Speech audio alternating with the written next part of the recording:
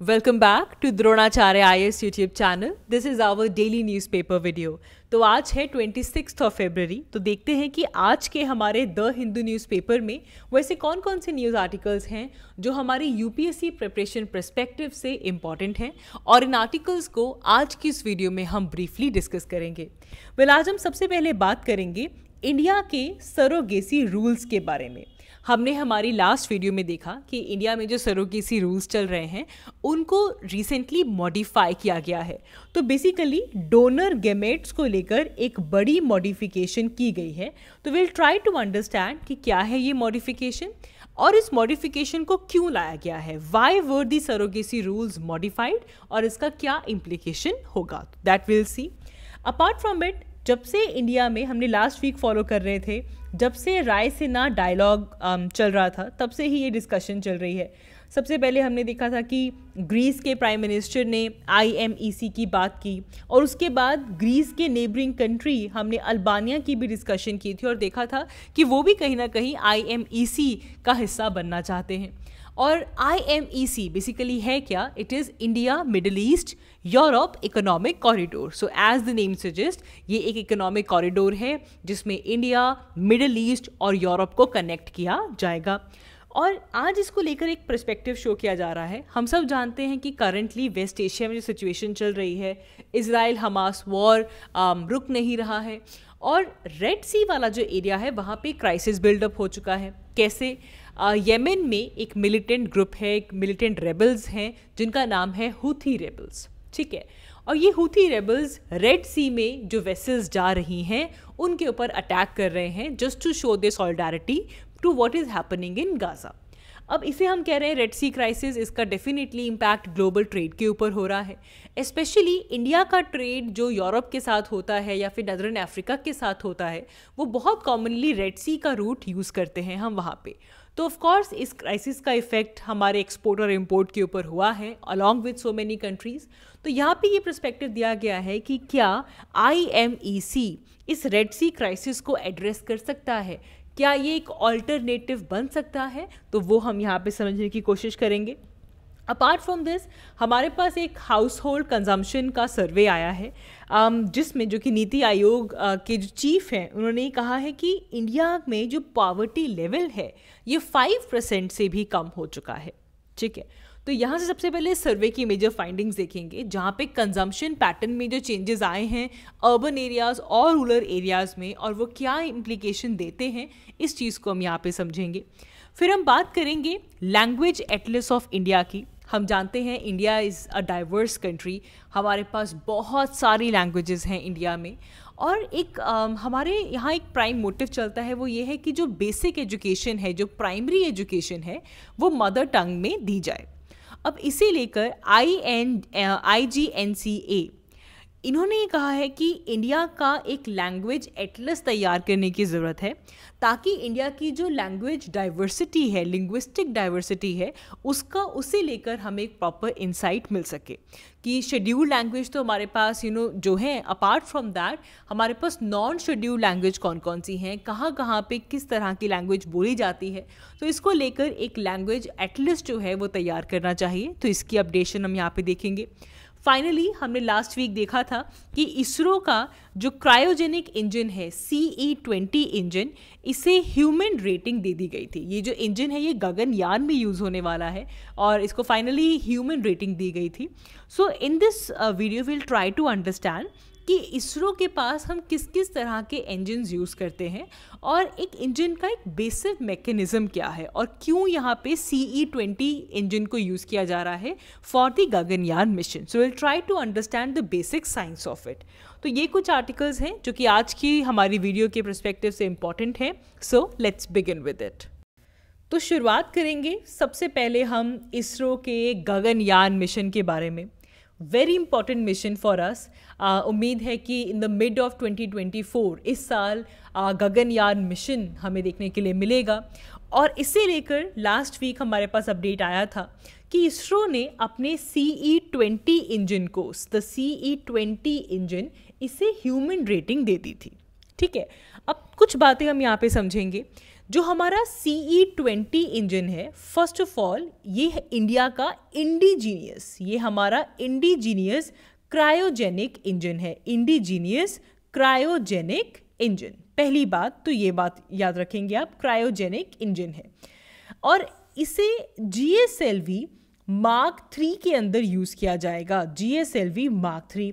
अब last year की current affairs अगर आपको याद है, हमने इसकी डिस्कशन की थी कि अब जो हमारा GSLV Mark 3 है, it is now called as LVM3। अब इसे क्या बोलते हैं? LVM3 बोलते हैं। LVM का मतलब क्या है? लॉन्च व्हीकल 3, ठीक है जी, LVM3। अब बिल्कुल बेसिक चीज़ हमें यहाँ पे समझनी है कि जब हम LVM3 की बात करते हैं तो हम पहले भी जानते हैं ये बात कि ये एक 3 stage medium lift launch vehicle है और आजकल जो इंजीनियर्स हैं they are preferring to use liquid fuel, ठीक है। जो रॉकेट मोटर्स हैं उनमें लिक्विड फ्यूल को यूज़ करना प्रेफर किया जा रहा है। सबसे पहली बात तो ये है कि सॉलिड फ्यूल के कंपैरिजन में जो लिक्विड फ्यूल होते हैं दे लेस बल्की और इनका जो फ्लो होता है that is much better than the solid fuel, ठीक है। तो यहाँ पे क्या करते हैं कि हाइड्रोजन को यूज़ किया जाता है। हाइड्रोजन को एज अ फ्यूल यूज़ करना बहुत डिज़ायरेबल माना जाता है क्योंकि जब इसको कंबस्ट करते हैं तो ये बहुत ज़्यादा एग्जॉस्ट वेलोसिटी जो है वो जनरेट करता है। तो जब हाइड्रोजन को ऑक्सीजन के साथ, ऑक्सीजन ऑक्सीडाइजर के जैसे एक्ट करेगा और हाइड्रोजन को जब ऑक्सीजन के साथ कंबस्ट करते हैं तो काफ़ी हाई एग्जॉस्ट वेलोसिटी मिलती है, अराउंड 4.5 किलोमीटर पर सेकेंड की एग्जॉस्ट वेलोसिटी मिलती है जब हाइड्रोजन को ऑक्सीजन के साथ बर्न किया जाता है।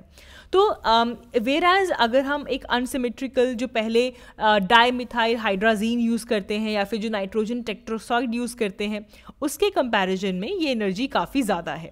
तो इसके सेकेंड स्टेज में इनको यूज़ किया जाता है, कुछ 3.4 किलोमीटर पर सेकेंड की एनर्जी मिलती है। लेकिन जब लिक्विड हाइड्रोजन यूज़ किया जाता है थर्ड स्टेज में तो एक बहुत बड़ा पुश मिलता है ऑफ अराउंड 4.5 किलोमीटर पर सेकेंड।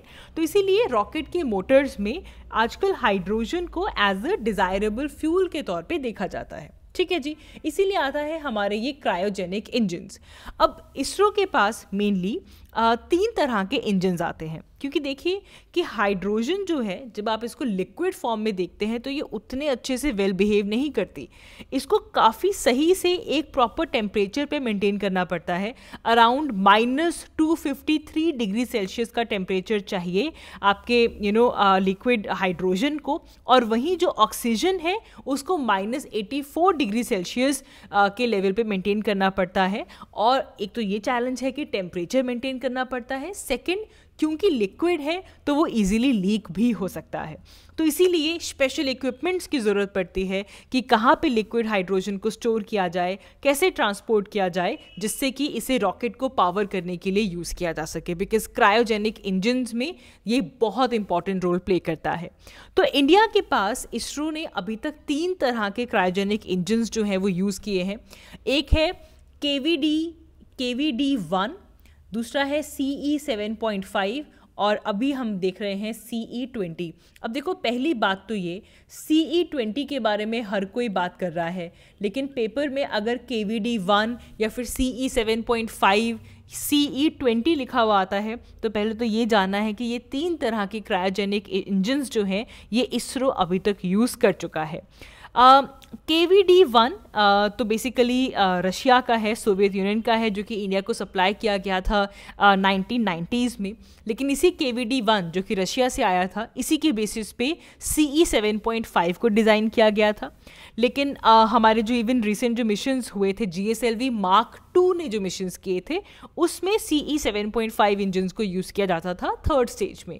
लेकिन अब हम जो बात कर रहे हैं, करंटली हम जिस इंजन पे पहुंच गए हैं, दैट इज CE20 इंजन, ठीक है। अब बेसिक चीज़ क्या है कि जो भी क्रायोजेनिक इंजन्स होते हैं इसमें एक क्रायो पंप होता है। बेसिकली ये वो डिवाइस है जो कि हाइड्रोजन को ट्रैप करती है, उसे कूल डाउन करती है, ऑक्सीजन को ट्रैप करती है, उसे कूल डाउन करती है, लिक्विड फॉर्म में मेंटेन करती है। Apart from that special storage tanks होते हैं, यहाँ पे टर्बो पंप्स होते हैं जो कि इन कूल फ्यूल को मूव करवाते हैं इंजन के पास ताकि वहाँ पे जाकर ऑक्सीडेशन हो सके, ठीक है। तो जो भी ये CE7.5 इंजन्स थे इसमें स्टेज कंबस्टन होती थी, मतलब बहुत ही स्मॉल अमाउंट का जो फ्यूल था वो सबसे पहले प्री बर्नर में बर्न होता था, वहाँ से जो हीट आती थी उसको डायरेक्ट किया जाता था टुवर्ड्स दी टर्बो पंप, और एक बार टर्बो पंप में जब फ्यूल पहुँचता था तो वहाँ पे जो है वो कंबस्टन होती थी। ठीक है जी। लेकिन आज के टाइम पे जो CE20 इंजन हम यूज़ कर रहे हैं, इसमें एक गैस जनरेटर साइकिल है।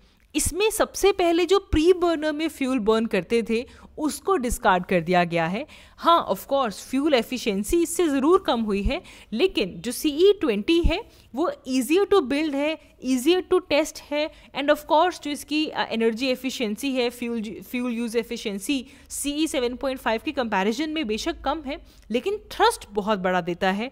शॉर्टर बर्न ड्यूरेशन में भी एक बहुत बड़ा थ्रस्ट CE20 इंजन जो है वो जनरेट करता है। तो इस सारी टेक्निकल डिस्कशन को अगर हम चंद लाइनों में सम अप करें तो वो क्या है, देखिए KVD1 रशिया से आया था, लेकिन इसी के बेसिस पे हमने जो मेन इंजन डेवलप किया वो CE 7.5 था, जो कि इससे पहले GSLV Mark II में यूज़ हो रहा था। हम करंटली क्या यूज़ कर रहे हैं, CE20 यूज़ करने वाले हैं गगनयान के लिए।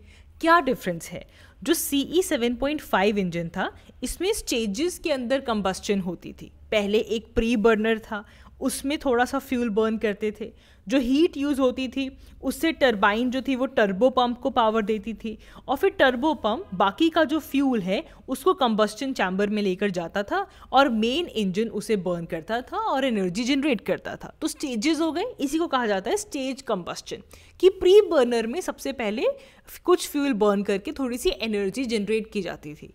लेकिन जो CE20 है इसे गैस जनरेटर साइकिल कहते हैं, कि ये गैस जनरेटर साइकिल को यूज़ करता है। इसमें पहले प्री बर्नर के अंदर कोई भी एग्जॉस्ट जनरेट नहीं किया जाता, रादर जो एग्जॉस्ट आता है उसको डिस्कार्ड कर देते हैं। जो पहले वाला था वो उस हीट को डायरेक्ट करता था, टरबाइन्स की तरफ लेकर जाता था, टर्बो पंप की तरफ लेकर जाता था, लेकिन यहाँ पे उस हीट को, उस गैस को डिस्कार्ड कर दिया जाता है। ऑफ कोर्स इससे फ्यूल एफिशिएंसी ज़रूर कम होती है, लेकिन CE20 का जो थ्रस्ट है वो ज़्यादा है एज़ कम्पेयर टू CE 7.5। इतनी बात समझ में आ गई हमें, ठीक है। तो इन फीचर्स की वजह से क्या होगा कि हमारा जो LVM-3 है, इस लॉन्च व्हीकल को अप टू 8 टन्स तक लिफ्ट किया जा सकता है to the low earth orbit, ठीक है। और इसे ह्यूमन रेटिंग दी गई है। देखिए ह्यूमन रेटिंग में क्या होता है, इसमें वो सारे प्रोसेसेस किए जाते हैं कि कोई एरर तो नहीं आ रहा, बार बार टेस्टिंग की जाती है, 1000 टाइम्स ट्राई किया जाता है और देखा जाता है कि अगर 1000 टाइम्स इसे लॉन्च किया गया, 1000 टाइम इस इंजन को वर्किंग दिखी गई, तो कितनी बार ये फेल हुआ है, ठीक है। तो इसरो ने जो टेस्टिंग की है, हॉट फायर टेस्ट किया है इस इंजन का, एंड 8810 सेकेंड्स के लिए क्यूमुलेटिव टेस्ट जो है वो किया गया है। अब देखो, वैसे जो ह्यूमन रेटिंग का स्टैंडर्ड फॉलो होता है वो 6350 सेकेंड्स का होता है, लेकिन उसमें भी वो कोल्ड फ्लो टेस्ट की बात करते हैं, लेकिन यहाँ पे हॉट फायर टेस्ट हुआ है 8810 सेकेंड्स के लिए। तो हॉट फायर का मतलब इसमें जो इंजन की परफॉर्मेंस है उसमें में कंबस्टन देखी जाती है, एंड प्रॉपरली यहाँ पे जो फ्यूल है वो बर्न होता है, कोल्ड फ्लो में कंबस्टन नहीं की जाती है, ठीक है। तो ये एक इंपॉर्टेंट चीज़ हो गई हमारे लिए। गगनयान पर्सपेक्टिव से तीनों इंजन्स के नाम याद रखेंगे, और CE 7.5 stage combustion cycle use करता है और CE20 gas generator cycle use करता है। ये दो बातें ज़रूर याद रखेंगे out of the whole discussion, क्योंकि यही यहाँ पे इम्पॉर्टेंट है। आगे बढ़ते हैं, IMEC की बात करते हैं, India middle east Europe economic corridor, ठीक है। अब देखें, G20 समिट लास्ट ईयर होता है और G20 समिट में IMEC कॉरिडोर को अनाउंस किया जाता है, लेकिन तब से ज़्यादा कोई अटेंशन इस कॉरिडोर को लेकर नहीं आ रही थी। एक प्रॉब्लम ये है कि इसमें बहुत सारे कंट्रीज़ इन्वॉल्व हैं, तो ऑफ कोर्स MOU के अलावा ज़्यादा कोई इन्वेस्टमेंट या फिर कोई ऑपरेशंस इस कॉरिडोर को लेकर ज़्यादा डिस्कशंस नहीं हुई। अच्छा, ये भी कह सकते हैं कि इस G20 समिट के बाद से ही हमने देखा कि इज़राइल और पैलेस्टीन का जो कॉन्फ्लिक्ट है, उसने कहीं ना कहीं जो अरब और इज़राइल के जो रिलेशंस नॉर्मलाइज हो रहे थे उसे पॉज कर दिया है, क्योंकि इसमें बहुत सारे कंट्रीज़ इन्वॉल्व हैं। UAE इन्वॉल्व है, सऊदी अरेबिया इन्वॉल्व है, जॉर्डन है, इज़राइल है, तो इनके बीच में नॉर्मलाइजेशन बहुत इंपॉर्टेंट है। तो एक तो बड़ा सेटबैक तो ये आया। अपार्ट फ्रॉम इट, जब हम देखते हैं कि यूएई, इंडिया से जब यूएई जाना है तो बीच में आता है स्ट्रेट ऑफ हॉर्मूज। यहाँ पे स्ट्रेट ऑफ हॉर्मूज को लेकर भी एक चिंता का विषय है, क्योंकि ईरान के बहुत ज़्यादा प्रॉक्सिमिटी में आता है स्ट्रेट ऑफ हॉर्मूज, और काफ़ी हद तक ईरान स्ट्रांगली इस स्ट्रेट को कंट्रोल करता है। तो इसे लेकर बात ये हो रही है कि कहीं ना कहीं ईरान की इस डोमिनेंस को कम किया जाए ताकि आईएमईसी और स्टेबलाइज हो सके। तो यूएई के से पहले ओमान को भी इन्वॉल्व किया जाए ताकि इंडिया से पहले हम ओमान पहुंच सकें और ओमान से जा सकें UAE and further to Saudi Arabia, Jordan, Israel and to the Greece. अब ओमान को इसमें लेकर आना, सप्लाई चेन में लेकर आना, नए पोर्ट्स बनाने होंगे, नए रेलवे लिंक्स बनाने होंगे जिससे कि ओमान से यूएई को कनेक्ट किया जा सके, सऊदी अरेबिया को कनेक्ट किया जा सके। तो ये एक यहाँ पे एक हर्डल है जो कि पूरा करना होगा। तो कुछ चीज़ें ऐसी हैं, मल्टीपल कंट्रीज़ इन्वॉल्व हैं कि उतनी जल्दी हम आईएमईसी को as alternative to red sea route उतनी जल्दी नहीं देख पाएंगे। अब करंटली क्या हो रहा है कि रेड सी की जो सिचुएशन है, एक तो बिजीएस्ट रूट है ये वर्ल्ड का, यहाँ पे 12% जो इंटरनेशनल मर्केंटाइज ट्रेड है वो रेड सी रूट से होकर गुजरता है। बहुत सारे कार्गोज, ऑयल के लिए एक बड़ा ट्रांजिट पॉइंट है। अब क्या हो रहा है कि वहाँ पे इंस्टेबिलिटी है, तो जो कंपनीज़ हैं वो अपना रीरूट कर रहे हैं। अब वो अफ्रीका से होते हुए आ रहे हैं, केप ऑफ गुड होप से होते हुए आ रहे हैं। तो ऑफ कोर्स इससे ओशन में जो फ्राइट के प्राइसेस हैं वो बढ़ चुके हैं, इंश्योरेंस की कॉस्ट बढ़ चुका है, अब टाइम बहुत लग रहा है, शिपमेंट्स को डिलेज हो गई है, and even shortage of products भी हो चुका है, ट्रांसपोर्टेशन कॉस्ट जो है वो इंक्रीज़ हो चुकी है। तो ये चैलेंजेस हैं। ऑफ कोर्स ये इंडिया को भी इफ़ेक्ट कर रहा है। हमारा जो यूरोप के साथ ट्रेड होता है, नदरन अफ्रीकन कंट्रीज़ के साथ जो ट्रेड होता है वो रेड सी रूट के ऊपर डिपेंडेंट है। हम 24% का एक्सपोर्ट जो है वो रेड सी के रूट से करते हैं और हमारा 14% इम्पोर्ट भी यहीं से आता है। एंड इसीलिए यहाँ पे अगर कोई भी इंस्टेबिलिटी होती है, ग्लोबल सप्लाई चेन में जो इंस्टेबिलिटी होती है, it definitely affects us as well. देखा गया है कि 25% जो इंडियन एक्सपोर्टर्स हैं उन्होंने अपना एक्सपोर्ट नहीं किया, जो कि रेड सी एरिया में सिचुएशन हो रही है इसकी वजह से। अब on the other hand yes we do have IMEC, जो कि अगर इम्प्लीमेंट हो जाए तो एक स्टेबल, एक अच्छा रूट बन सकता है इंडिया के लिए, क्योंकि वैसे भी इंडिया से यूरोप की जर्नी जो है ये 40% उसे रिड्यूस करता है, उस जर्नी को। ये कॉरिडोर आईएमईसी 40% रिडक्शन करता है रेड सी के कंपैरिजन में, और ऑफ कोर्स ट्रांजिट कॉस्ट भी जो है वो भी यहाँ पे रिड्यूस होती है। लेकिन अभी तक इम्प्लीमेंट होने में कम से कम 5-10 साल तो लगेंगे। बहुत सारे कंट्रीज़ इन्वॉल्व हैं, एक फाइनेंशियल फ्रेमवर्क की ज़रूरत है ताकि यहाँ पे इन्वेस्टमेंट हो सके। किस तरीके से इसको ऑपरेशनलाइज किया जाए, सब कंट्रीज़ को एक टेबल पे आना होगा और इसको ऑपरेशनलाइज करना होगा। इन्वेस्टमेंट की ज़रूरत है, काम करने की ज़रूरत है। On the other hand China तो बहुत एक्टिवली अपना चाइना यूरोप का जो फ्राइट ट्रेन्स हैं उन्हें प्रमोट कर रहा है, which is basically part of China's belt and road initiative. वो अपने आप को शो कर रहे हैं कि हम एक ऑल्टरनेटिव रूट हैं। तो ऐसी नज़र में आईएमईसी, जो कि एक बहुत अच्छा प्रॉस्पेक्ट रखता है, इसे लेकर डेवलपमेंट्स जो हैं वो तेज़ी से करनी होंगी ताकि इंडिया के पास एक बेहतर ऑल्टरनेटिव रूट हो सके, और जो कि एक अच्छा रूट हो सके ना सिर्फ इंडिया के लिए, रादर जितनी भी मिडिल ईस्ट और यूरोपियन कंट्रीज़ हैं वो इस रूट को यूज़ करें। आगे बढ़ते हैं, बात करते हैं सरोगेसी रूल्स की।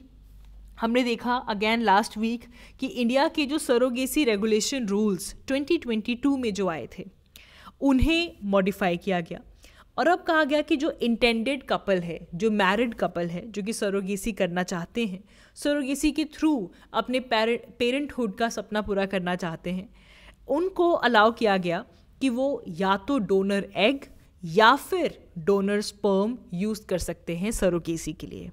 बेसिकली मार्च 2023 में लास्ट ईयर रेगुलेशंस आती हैं जो कि कम्प्लीटली बैन कर देते हैं कि सरोगेसी के लिए डोनर गैमेट्स यूज़ ही नहीं हो सकते, किसी भी तरह का डोनर गैमेट यूज़ नहीं हो सकता।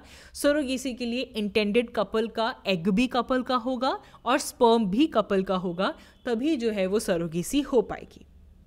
लेकिन ऐसे केस में क्या हुआ कि कुछ केसेस उठ के आने लगे कि सपोज़ कोई पार्टनर ऐसा है जो कोई ऐसी मेडिकल कंडीशन है कि या तो वो एग उनकी बॉडी में प्रोड्यूस ही नहीं होते या फिर स्पर्म प्रोड्यूस नहीं होते, तो ऐसे केस में वो मैरिड कपल सरोगेसी के थ्रू पेरेंटहुड कैसे अचीव कर पाएगा। और ये केस आता है सुप्रीम कोर्ट में, जहाँ पे एक विमेन एक सिंड्रोम से सफ़र करते हैं, नाम इंपॉर्टेंट है सब सिंड्रोम का, which is Mayer Rokitansky Kuster Hauser syndrome, MRKH syndrome, and she was unable to produce the eggs. उनकी बॉडी में ओवरीज नहीं थी, यूट्रस नहीं था, एग्स नहीं थे, तो वो किस तरीके से सरोगेसी को फॉलो कर सकती थी। तो ऐसे केस में सुप्रीम कोर्ट ने उनको अलाउ किया था कि सरोगेसी का जो मेन एसेंस है वो यही है कि इंडिया में पेरेंटहुड जो है वो मैरिड कपल को मिल पाए through the way of surrogacy. तो तब से ही डिस्कशन शुरू हो गई थी और इसी लेकर अब हमारे पास रूल्स आ गए हैं कि मैरिड कपल एक उनका गैमेट होना ज़रूरी है और एक वो डोनर का यूज़ कर सकते हैं। तो या तो एग अगर कपल का है तो वो स्पर्म डोनर का यूज़ कर सकते हैं, या फिर अगर स्पर्म डोनर का है तो फिर वो एग जो है वो इस तरीके से यूज़ कर सकते हैं। तो एक जो गैमेट है वो डोनर गैमेट लिया जा सकता है 1, ठीक है, एक इंटरनेट कपल का होना चाहिए। तो ये हमारे पास रूल्स को मॉडिफाई किया गया है। हालांकि यहाँ पे अगर हम सिंगल विमेन की बात करें तो सिंगल विमेन, पहली बात तो वो जो विडो हैं या फिर जो डाइवोर्सी हैं, मतलब बेसिकली जिनकी शादी हुई थी, दे कैन अंडरगो सरोगेसी, और सरोगेसी के लिए the single women has to use her own egg and donor sperm, जिससे कि वो सरोगेसी को अवेल कर सकती हैं। तो ये कुछ चेंजेस हमारे सरोगेसी रूल्स में किए गए हैं। Moving ahead, INCA, which is basically Indira Gandhi national centre for arts, इन्होंने ये कहा है कि इंडिया में ये सजेशन दिया है, और सजेशन इंपॉर्टेंट इसलिए है बिकॉज IGNCA हमारी यूनियन कल्चर मिनिस्ट्री के अंडर एक ऑटोनॉमस बॉडी है, और इन्होंने कहा है कि ये ज़रूरी है ये समझना कि इंडिया में कितनी तरह की लैंग्वेजेस हैं और कौन कौन से स्टेट्स और रीजन्स में ये लैंग्वेजेस बोली जाती हैं, ये समझना ज़रूरी है। इसे लेकर एक लैंग्वेज एटलस तैयार करना इस टाइम की एक अर्जेंट नीड है। इंडिया के पास एक लैंग्वेज एटलस होना चाहिए, और ये क्रिएट करने के लिए प्रॉपर सेंस आपके पास सर्वे होना चाहिए, देखा जाए कि कौन कौन से एरिया में कितनी लैंग्वेज बोली जाती है, क्योंकि India as of now 22 languages को ऑफिशियली रिकग्नाइज करते हैं हम, which are part of schedule 8 of our constitution, and where as census के अकॉर्डिंग इंडिया में 97% इंडियन पॉपुलेशन ऐसी है जो कि one of the scheduled language बोलती है। लेकिन there are also 99 non scheduled languages जो कि सेंसस में इंक्लूड की गई हैं। तो ये जानना ज़रूरी है कि इंडिया के कौन कौन से हिस्से में कौन कौन सी लैंग्वेज बोली जाती है। तो इसे लेकर एक लिंग्विस्टिक डाइवर्सिटी के लिए लैंग्वेज एटलस ऑफ इंडिया तैयार किया जाए, ये यहाँ पे रिकमेंड किया गया है। नेक्स्ट हमारे पास आता है house hold consumption expenditure survey of 2022 and 23।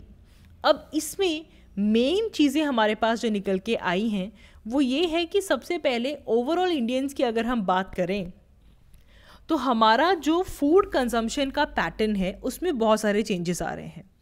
We Indians we are spending more on the processed food, हम प्रोसेस्ड फूड के ऊपर ज़्यादा खर्चा कर रहे हैं, ब्रिवेजेस ज़्यादा ले रहे हैं, रिफ्रेशमेंट ज़्यादा ले रहे हैं as compare to the money on the home cooked food. तो डेफिनेटली फूड कंजम्पशन पैटर्न में चेंजेस आ रहे हैं, और ये चेंजेस रूरल और अर्बन एरियाज़ दोनों में ही आ रहे हैं। अगर अर्बन एरिया की बात की जाए तो पहले 2000 में ज़्यादा कंजम्पशन हम करते थे सीरियल्स के ऊपर, दालें ज़्यादा लेते थे, then vegetables, then grams and pulses, and then the processed food. लेकिन अगर 2022 और 23 की बात की जाए तो आज के टाइम पे सबसे ज़्यादा खर्चा हम कर रहे हैं प्रोसेस्ड फूड के ऊपर, और सबसे कम हम खर्चा कर रहे हैं सीरियल्स के ऊपर। तो बिल्कुल चेंज हो गया है हमारा consumption pattern, and same cheese, same trend का शिफ्ट हमें रूरल एरियाज़ में भी देखने के लिए मिला है। अगर वहाँ पे ज़्यादा शार्पली एक शेयर देखने के लिए मिला है जो कि प्रोसेस्ड फूड का बढ़ गया है even in the rural areas. ठीक है, तो एक तो चीज़ ये हो गई. Apart from that we are spending more on the fruits as compare to, अगर हम 2000 की बात करें, we are spending more on the egg, fish and meat. And ये शो करता है कि हमारी जो थाली है अब वो डाइवर्सिफाई हो गई है. दालों और पल्सेस से बाहर निकल के अब हम मीट, एग, फ्रूट्स, इनके ऊपर भी हमारा जो एक्सपेंडिचर है उसे बढ़ा चुके हैं. सो ये जो आप यहाँ पे टेबल देख सकते हैं, जो रेड है एरिया ये शो करता है नॉन फूड एक्सपेंडिचर, और जो ब्लू एरियाज़ हैं ये शो करते हैं फूड एक्सपेंडिचर्स. तो रूरल एरियाज़ और अर्बन एरियाज़ में आप देख सकते हो जो नॉन फूड एक्सपेंडिचर है वो ज़्यादा है as compare to the food expenditure. एक बड़ा चेंज आया है हमारे कंजम्पशन पैटर्न में. एंड सिमिलरली पहले रूरल एरियाज़ और अर्बन एरियाज़ में अगर हम स्पेंडिंग देखें तो ऑफ कोर्स अर्बन इंडियंस की कंजम्पशन या फिर स्पेंडिंग ज़्यादा है as compare to the rural areas. लेकिन येस, जो पहले का डिफरेंस था वो डिफरेंस ज़रूर जो है वो रिड्यूस हो गया है अर्बन और रूरल स्पेंडिंग्स में. ठीक है, तो ये चीज़ इंपॉर्टेंट है. और हाँ, अगले साल के लिए जो नेक्स्ट सर्वे है वो भी होने वाला है जिसमें हमारा कंजम्पशन पैटर्न जो है वो स्टडी किया जाएगा. So that is all for this video. आज की इस वीडियो के लिए इतना ही. Thank you so much for watching. I will see you all in my next one. Thank you.